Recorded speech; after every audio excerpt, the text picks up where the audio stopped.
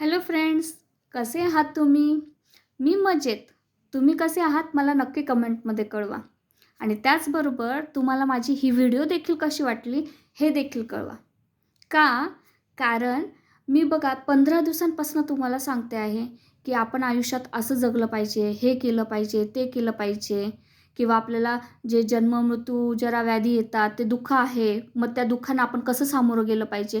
म्हणजे मी सतत तुम्हाला फक्त ज्ञान पाजत आहे. हे करा, ते करा, ते करा किंवा आपण आयुष्यात एवढ्या चुका केल्या, हे केलं, ते केलं.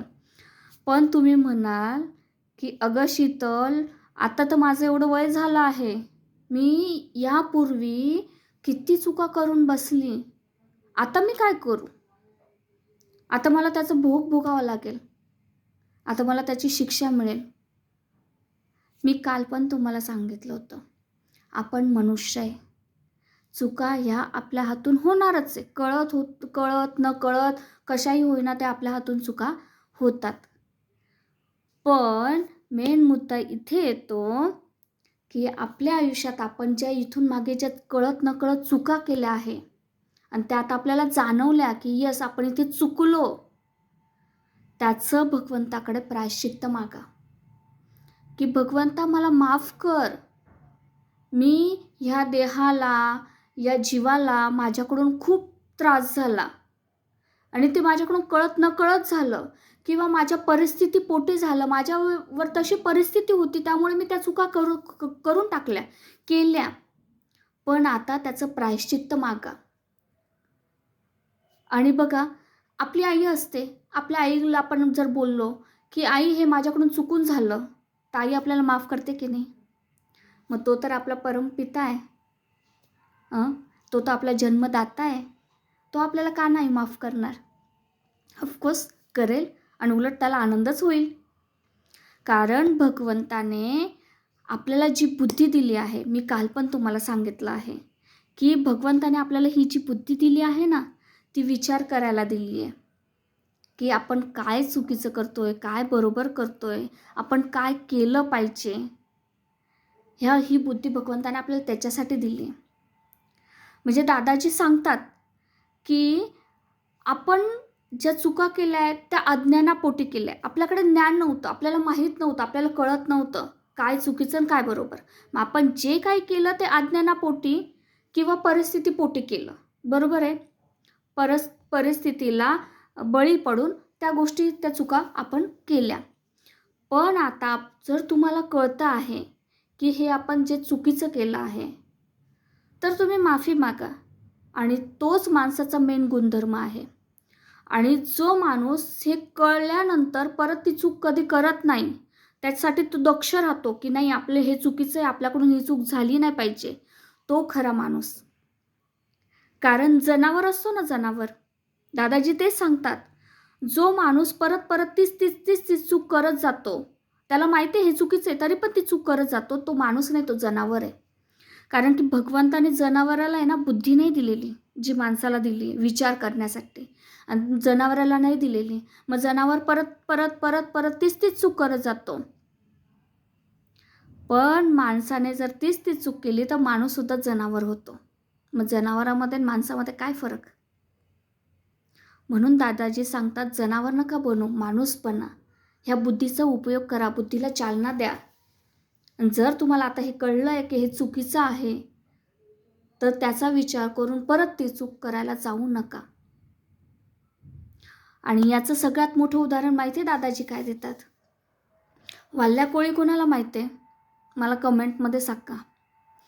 वाल्या कोळी जे होतेत ना, त्यांचं कामच ते होतं. माणसांना मारायचं, माणसांना लुटायचं, जनावरांना मारायचं, त्यांचं मांस खायचं. कारण त्यांची ती परंपरा होती. आणि ज्या दिवशी त्यांना हे कळलं, की आपण हे जे काही कार्य करतो आहोत, हे काही जे काम करतो आहोत, ते चुकीचं आहे. त्याच्याने खूप मोठं पातक आपल्या लाईफला लागतंय आणि आपल्या आयुष्याचा ट्रॅक चुकलाय. हे ज्या दिवशी त्यांना कळलं ना, त्या दिवशी त्यांनी रामाचे विचार आत्मसात करायला सुरुवात केली. रामाचं नामस्मरण करायला सुरुवात केली. आणि त्याच प्रभू श्रीरामांच्या विचारांमुळे ते वाल्या कोळीचे वाल्मिकी ऋषी झाले. आणि त्याच वाल्मिकी ऋषींनी रामायण रचित केलं. रामायणासारखा महान ग्रंथ तयार केला आणि तोच ग्रंथ आज आपण घेऊन, रामायण आपल्यासोबत घेऊन ते विचार आपण बोलत असतो किंवा तेच विचार आपण आपल्या जीवनात आत्मसात करत असतो.